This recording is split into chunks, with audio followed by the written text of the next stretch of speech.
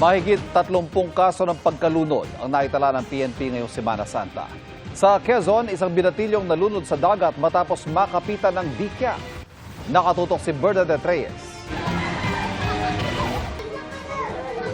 Para mapawi ang init sa inflatable pool, nagpapalamig ang ilan ngayong Semana Santa long weekend. Gaya ng ilang bata sa Tondo, Maynila na wantusawas sa paliligo dahil sa init ng panahon. Para po walang gastos. May birthday din po kasi, sobrang init po. Kagabi pa po yan naliligo, tapos pagising ng maga, ligo na naman po sila. Kung ang iba ating bahay may ilang sa beach o ilog nagsemana Santa, pero may ilang naitala ng pagkalunod. Sa Tagkawayan, Quezon, patay ang 12 anyos na lalaki matapos malunod noong Huwebes. Dead on arrival ang bata sa pagamutan. Base sa investigasyon, lumangoy ang biktima kasama ang mga pinsan at kaibigan. Tumalon ang biktima mula sa balsa pero hindi na raw siya lumutang. Wala na siyang malay ng masagip. Ayon sa mga otoridad, nalunod ang bata matapos kapitan ng dikya. Sa Madela, Quirino, isang lalaking 12 anyos din ang muntik malunod. Ayon sa mga otoridad, nangyari ito habang lumalangoy sa malalim na bahagi ng ilog ang bata. Nailigtas siya ng mga kaanak at naitakbo sa ospital. Sa kabuuan, nagkaroon po tayo ng 53 incidents po nationwide. Kasama na po dyan yung 31 ground incidents. Para sa GMA Integrated News, Bernadette Reyes, nakatutok 24 oras.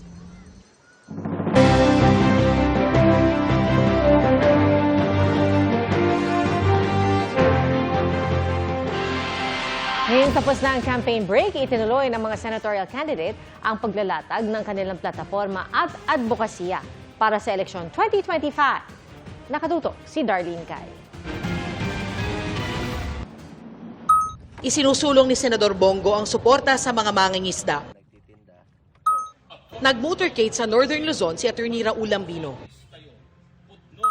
Transparency sa yaman ng public servants ang itutulak ni Ariel Querubin. Kinumusta ni Senador Francis Tolentino ang mga manininda sa Cagayan de Oro.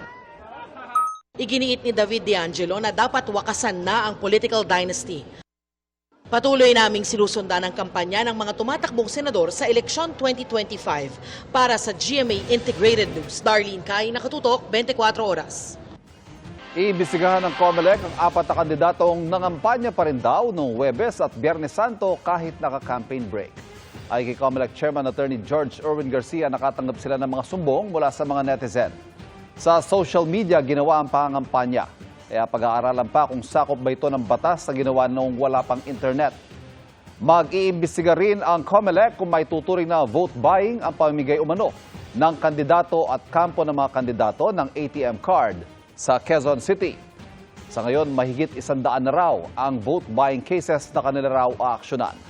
Kaugnay naman ang election paraphernalia tulad ng ACM at ballot boxes na kumpleto na raw ng COMELEC ang pamamahagi ng mga ito.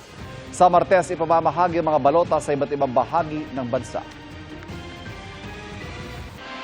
Isang call to action ayon kay Pangulong Bongbong Marcos ang mensaheng paalala sa mga Pilipino ngayong Easter Sunday. Anya, ang muling pagkabuhay ni Jesucristo ay hindi lamang isang selebrasyon, ito raw ay panawagan din sa lahat na makabangon sa kahirapan, mahabag at makabuo ng isang bansang may pagmamalasakit.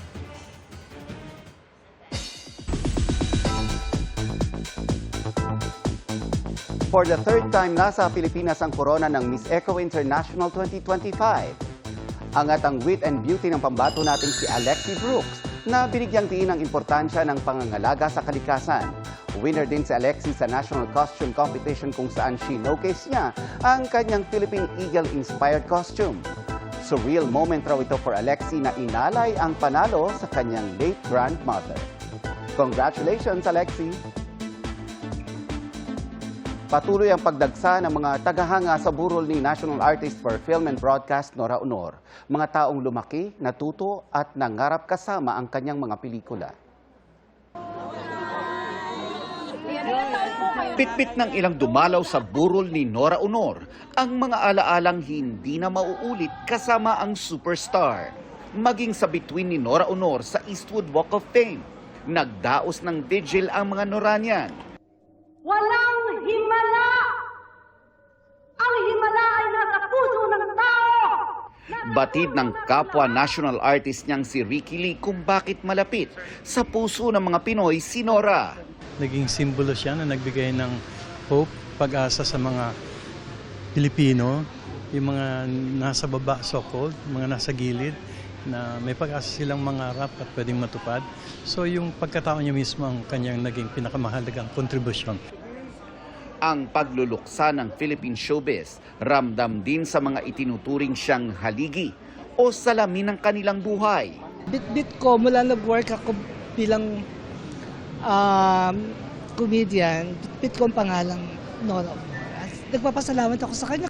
Si Kapuso actress Jo Berry, naging malalim din daw ang ugnayan kay Nora dahil sa pinagsamahan nilang seryeng Onanay. Yung pagiging mabait niya po sa lahat ng tao, literal po yun, kahit na sinong kausap niya, mabait po talaga siya. Ang anak niyang si Matet at kaibigan at long-time confidant na si John Rendez, patuloy ang tapang sa gitna ng pagluluksa. We're gonna try to make her proud and be strong and keep our head up and look for the future, look for the best for the future. Sensya na po kayo, I'm at a loss for words po. Malaking pasasalamat namin kay Mami dahil kinuha niya kami para maging anak niya, maiparamdam niya sa amin yung pagmamahal niya. Umasa ako sa iyo pero wala kang ginawa. Inaayos na rin ang pagpapalabas ng huling obra ni Nora, ang 2022 film na Kontrabida na umani ng papuri sa mga international film festival. This can be a fitting tribute kasi ito yung film na kung saan makita mo si Ate Guy in her best form. Na mahinga man ang superstar, hindi kailanman mamamahinga ang kanyang mga naging pamana sa ating kultura. Ikaw ang superstar, ang star ng buhay ko. Nakakatakam na lechon ang pinipilahan sa isang food park sa Talisay City sa Cebu. Sa dami ng mga customer, tanghali pa lang, nasa 30 lechon na ang naibenta. Perfect na baon yan sa outing, lalo't sa likod lang ng food park ay ang magandang Larawan Beach. Kaya ang lechon by the beach, patok, lalo na ngayong Easter Sunday. Tuwang-tuwa naman ang ilang beachgoers na nakapag-swimming na nabusog pa sa lechon. 8 establishmento sa Longopo City at isang gusali sa Santa Cruz, Maynila, natupok at nakatutok si John Consulta. Yung mga motor! Mabilis din nabalot ng usok at apoy ang tatlong palapag na gusaling ito sa Santa Cruz, Maynila, pasado alas 6 kaninang umaga. Hala! Lord, pataasin niyo po yung hangin, Lord. Wala pa tumatawag ng bombero! Iniligtas ng isang bombero ang isang residenteng 37 anyos na nagtamo ng first at second degree burns sa ulo at katawan. Second and third ay residential po. Ang ground po ay commercial. Ito po yung Tapsilugan at saka yung bakery. Sa initial po na investigasyon ng ating arson investigators ay tinitingnan po nila yung sa baba. Doon po ang origin ng fire. Nasa 1.2 million more or less po ang estimated damages. Kwento ng may-ari ng bakery sa ground floor, ginamit nila ang kanilang fire extinguisher sa kalapit na Tapsilugan pero di ito umobra. Bumalik ako sa loob, kinuha yung fire extinguisher po. Nagluto po, biglang lumiyab, tapos sa ibabaw may trinang itlog, umapoy po yun. Tapos yun sabay labas po, iniwan po nila yung tindahan nila. Sumisilong muna ang mga nasunugan sa kalapit na barangay hall. Sa Valenzuela, maya't maya pa rin ang pasok ng mga truck ng bombero sa private warehouse na ito na umabot sa Task Force Alpha ang alarma ang sunog na sumiklab noong Biyernes at hindi pa rin tuluyang naapula. May usok pa kasi meron pa rin talagang naiiwan yata na fire doon na maliliit. So, yan, pupunta sa amin. Sana matotally ma-out na kasi especially may mga senior citizens around the area. 8 establishmento naman ang natupok ng apoy sa Magsaysay Drive sa Olongapo City pasado alas 12:30 ng tanghali. Ayon sa BFP, nagpahirap sa pag-apula ang malakas na hangin, bagamat na-control din ito ng alas 2 ng hapon. Wala pa namang ulat ng mga nasaktan o nasawi. Patuloy rin ang investigasyon sa sunog. Para sa GMA Integrated News, John Consulta, nakatutok, 24 oras. Sinurpresa ni BTS member Jin ang fan sa isang special performance with Coldplay in Seoul. Nagdala ng sariling sign si Jean with the message na, "Pick me" at "Can I sing astronaut with you?" Wish granted yan at kinanta ni na Jean at Chris Martin ang single ni Jean na The Astronaut na co-written ng Coldplay. Pati ang BTS Coldplay collab song na My Universe. Muling nagsama on stage si na Jean at ang Coldplay sa soul leg ng tour ng banda.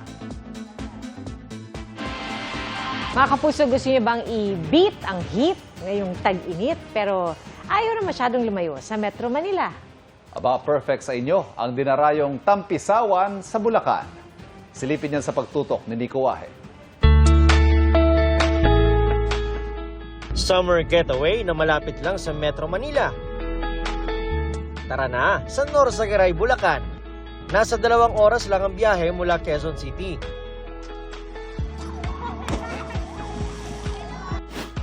Isa sa mga dinarayo dito ang Lawasan River. Dito raw nag-outing tuwing tag-init ang pamilya ni Rona May na mula Balagtas, Bulacan. Ilog po, ilog kasi malinaw, mas malamig ang tubig at walang bayad. Dito na rin daw nakulayan sa wakas ang drawing na gala ng barkadang ito mula Caloocan. Mas natutuloy pagbiglaan. Sikat po kasi yung Norsagaray kaya po dito namin na piling puntahan. Mapabata o matanda, sige lang sa Tampisaw sa malinaw at malamig na tubig. Pero hindi rin papahuli ang mga fur baby. Sinama ko po yung mahal na mahal kong mga alaga kasi kawawa, sobrang init sa bahay.